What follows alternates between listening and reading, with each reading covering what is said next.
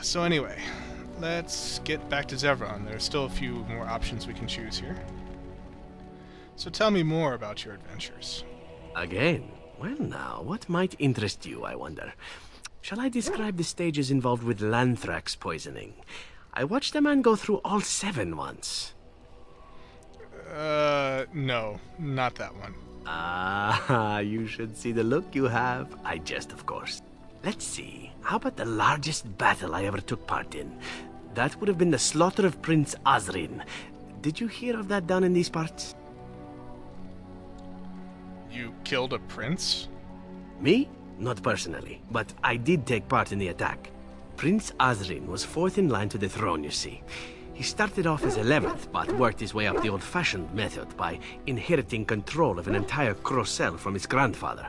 After assassinating his way through the royal family, the king hired 3 other cells to take down Prince Azrin once and for all. I was in one of those cells. Is this the sort of thing common in Antiva? Antivan royalty is very much bound up in the crows. You wouldn't want it run by a bunch of commoners, after all, would you? And this means they get involved in politics quite often. This particular fight nearly bankrupted the nation, I understand. It almost ended up putting a crow on the throne, a commoner. But that's a whole different story. I played a very small part. Well, what did you do?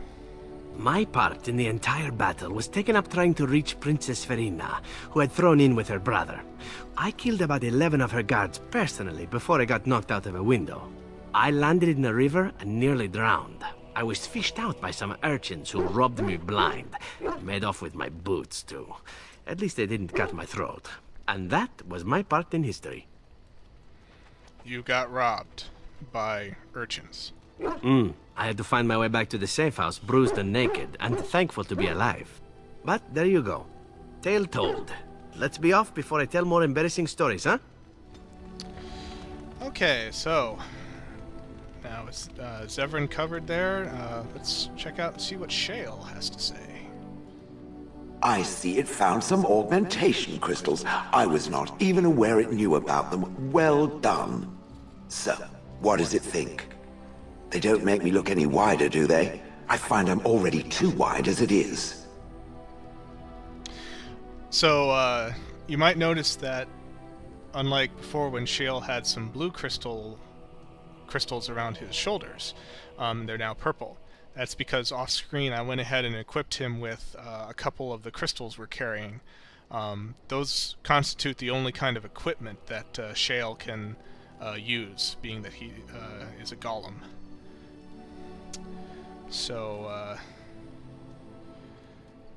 does it make him look wide? No, they're quite slimming. It must be the vertical pattern it put them in. Did it know to do that? It must have.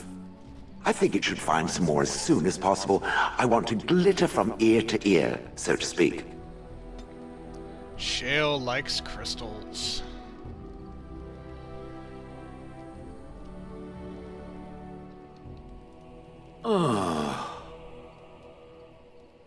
What's with the heavy sighs? Oh, that. Merely reflecting on the hopeless nature of the task in front of it. The most likely outcome is that it and its companions will become a stain on some rock for the Darkspawn to tread upon. I shall be moved to a single tear by the tragedy.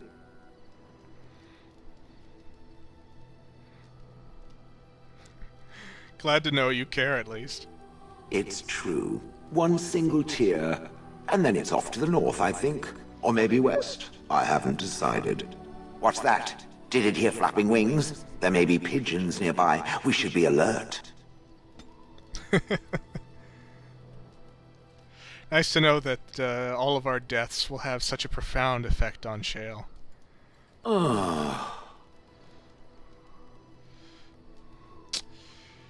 I guess the sighing is just his way of greeting us. I would have expected golems to be a bit different. Different? Different than what? Different than a statue? Different than a log? Should I talk in a monotone? Yes, Master, I exist to serve the Master. I shall kill for the master and only for the master.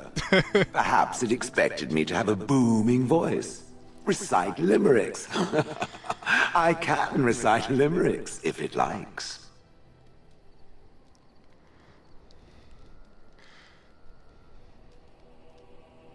See, that's what I'm talking about.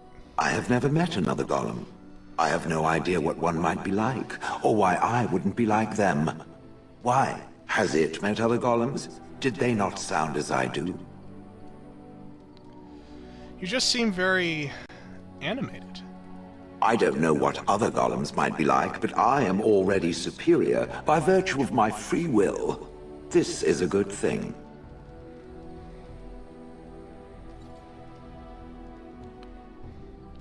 It's an experience, I'll give it that. So is being drawn and quartered. Maybe I'm not the only one with a smart mouth, Now stop talking so much. The wagging of its moist little tongue is distracting. A battle of sarcastic wits sometimes. Ah. I have some questions. It doesn't have better things to do.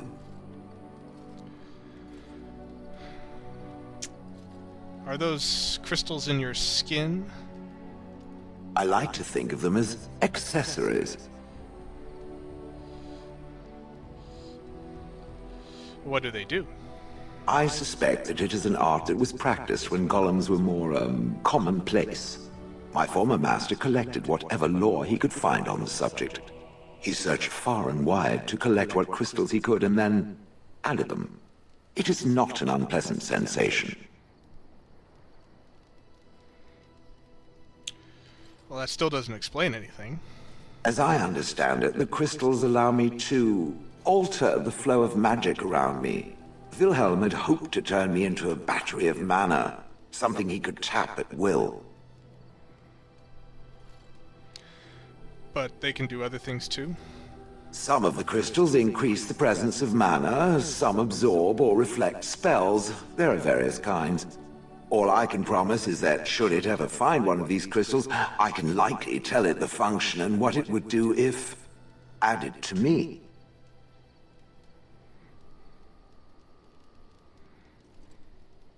I don't want to take advantage, Shale. Why not? I don't get to wear clothing and other adornments like the rest of you creatures after all. That answers its question, I assume?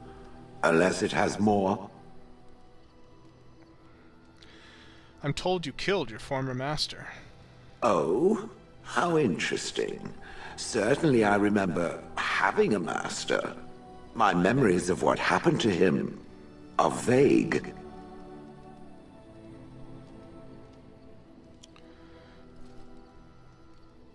Vague, but not non-existent. Clever and true. Oh, very well.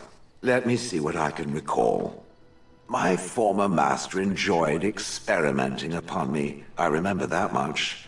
There was tinkering with spells, and then the crystals. He was very eager to alter my function, I think. What sort of experiments? Bah! I am no mage, and he did not explain himself to me, any more than it would explain itself to a sword. He possessed my control rod, and back then, it would have prevented me from doing anything he did not command me to, no matter how I might have wished to. So what happened? I am unsure. He was experimenting, and then nothing. What do you remember next? And then he was gone. I was standing where I was, in the village, and I could no longer move. The villagers came, poked and prodded me in fear, and then realized they could neither move me nor destroy me. So they simply left me. And in time I forgot I hadn't stood there all along. Oh, that must have been terrible. I'm sorry. In fact, at first I found it more of a relief. For so many years I'd had to leap to that little toadstool's every command. Get this, pick up that, put it down, pick it up again. The gall! At first I'd hoped he'd simply decided to leave me there paralyzed. An acceptable trade-off. After years passed, I simply stopped caring. Maybe it has something to do with your crystals. Possibly. Except that he was not experimenting with the crystals at the time, I think. But my memory is not good. It may be correct. Whatever the mage did seemed to render the control rod useless, for which I should be thankful, yes? And provided it doesn't decide to copy his experiments, not that I would allow it, it is nothing to fear from me. Much. Sounds good to me. The things that it fights, and it fights things often, that is a different story. Let us get back to the walking and the fighting. My stone is beginning to itch again.